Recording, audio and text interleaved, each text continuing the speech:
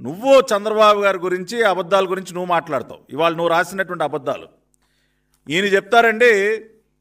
ఏదైతే AR foods నుంచి కలుషితమైనటువంటి నెయ్యి, యానిమల్ ఫ్యాట్స్తో కూడుకున్నటువంటి నెయ్యి ఏదైతే వచ్చిందో అది అసలు వాడలేదంట. The possible adulterated ghee arrived at Tirupati only on 12th July 2024 and the same was rejected. July 12వ తేదీన మాత్రమే నెయ్యి వచ్చిందంట ఏఆర్ ఫుడ్స్ నుంచి.